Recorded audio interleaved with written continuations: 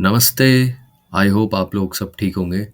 चलिए बात करते हैं मार्केट के लिए कल के लिए हमारा क्या व्यू रह सकता है 24 जनवरी 2025 फ्राइडे के लिए।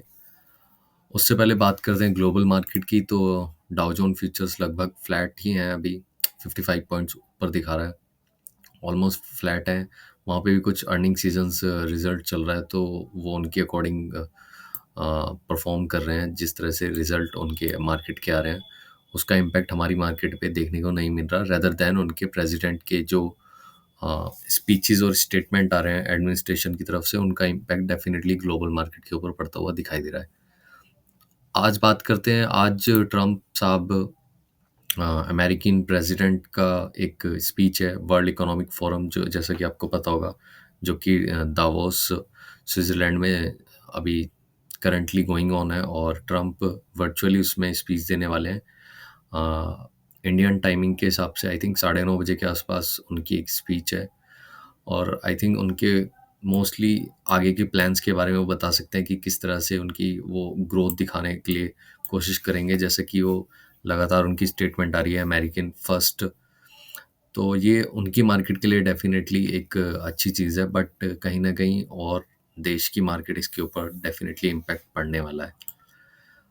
लगातार उनके स्टेटमेंट्स का दिख ही रहा है बाजार के ऊपर असर, जैसा कि उन्होंने ब्रिक्स के ऊपर बोला कि 100% टैरिफ लगाएंगे और ब्रिक्स में इंडिया भी इंक्लूडेड है। और उसके बाद उन्होंने एक अपनी वीज़ा पॉलिसी के ऊपर भी बोला है कि H1 वीज़ा में कुछ चेंजेस हो सकते हैं, डेफिनेटली उसका इम्पैक्ट पड़ेगा जो यहाँ से वहाँ पे जॉब करने के लिए आईटी सेक्टर में जा रखे हैं। तो देखते हैं इन फ्यूचर क्या इम्पैक्ट पड़ने वाला है। बात करें अपने मार्केट की तो आज एक्सपायरी थी निफ्टी की और कल भी हमारी जैसा कि बात हुई थी कि इतनी बड़ी रेड कैंडल के बाद होना थोड़ा-सा मार्केट कंसोलिडेट कर सकता है और आज वही देखने को मिला।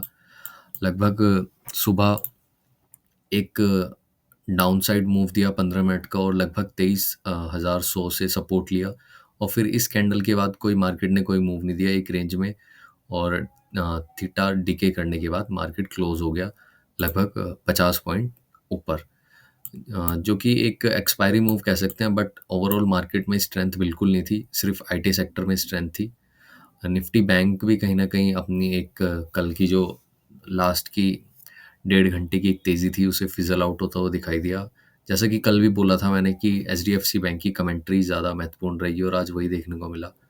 बिल्कुल फ्लैट एचडीएफसी बैंक बंद हुआ, बट कहीं न कहीं और बैंक में आज दबाव देखने को मिला, जैसे कि एसबीआई, कोटक, आईसीआईसीआई के नंबर पेंडिंग है। अब आई थिंक परसों शायद सैटरडे को नंबर आएँगे आईसीआईसीआई बैंक के, तो वो डेफ़िनेटली एक निफ्टी बैंक के लिए चैलेंजिंग होने वाला है, किस तरह से नंबर पेश करते हैं।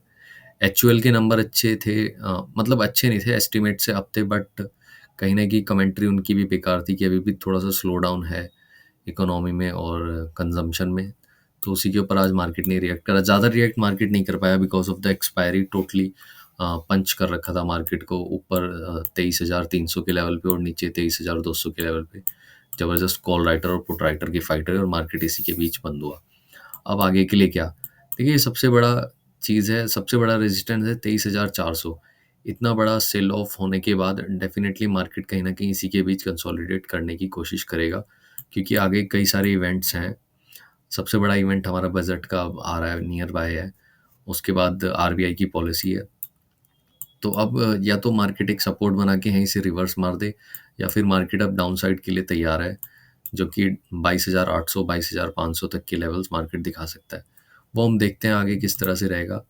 बात करें लेवल्स की तो सबसे बड़ा सपोर्ट अभी भी यही है 23,000 और 22,970 के आसपास।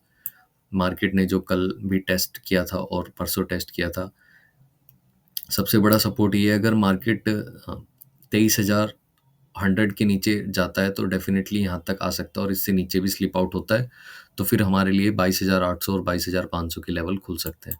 आज का लो एक सपोर्ट का, माइनर सपोर्ट का काम करेगा 23,100 और अपसाइड के लिए डेफिनेटली 23,420 427, जो कि इस पूरी सीरीज़ का आई थिंक 13 जैन से लेके 23 जैन तक, इससे ऊपर मार्केट नहीं निकल पाया और डाउन साइड में 22,980 और 23,000 से नीचे नहीं जा पा रहा। तो एक रेंज है, मार्केट जब तक इस रेंज को नहीं तोड़ता है अपसाइड या डाउन साइड, तब तक मार्केट इसी के बीच कंसोलिडेट करता रहेगा। तो आप अपने हिसाब से ट्रेड कीजिएगा। जिस तरफ मार्केट अपने लेवल्स तोड़ता है उस तरफ, बट विद एसएल। बात करें निफ्टी बैंक की, तो निफ्टी बैंक कल एक थोड़ी सी तेज़ी दिखाई दी एचडीएफसी बैंक की, बट आज वो पूरी तरह फिजल आउट होती हुई दिखाई दी। और अब निफ्टी बैंक के लिए सबसे बड़ा सपोर्ट 48,000 है। जब तक इसके ऊपर है चीज़ें ठीक हैं, शायद वो सपोर्ट बना ले। बट अगर आईसीआईसीआई बैंक के रिजल्ट बेकार आते हैं एस्टीमेट से, तो डेफिनेटली फिर 47,000 के लेवल, 48,000 के नीचे निफ्टी बैंक ट्रेड कर सकता है और फिर और फर्दर डाउन साइड जा सकता है। आज का लो जो रहेगा वो हमारा कल के लिए सपोर्ट रहेगा। अगर इससे नीचे होता है तो फिर फर्स्ट टारगेट यहाँ तक, और उसके नीचे जाता है तो डेफिनेटली फिर 47,500 47,400 तक के लेवल हमें देखने को मिल सकता है। अपसाइड के लिए 49,000 सबसे बड़ा रेजिस्टेंट, 49,000 और फिर 49,500, ये दो रेजिस्टेंस हैं। और डाउन साइड के लिए सबसे बड़ा सपोर्ट है आज का लो 48,500 और 48,000। तो देखिए ये लगभग 49,000 से लेके 48,000 की हज़ार रेंज है। मार्केट इसके बीच क्या करता है, देखने वाली चीज़ है। शायद इसी के बीच कल क्लोजिंग दिखा दे और मंडे को आईसीआईसीआई बैंक के ऊपर रिएक्ट करे। I hope you like this video. Thank you very much.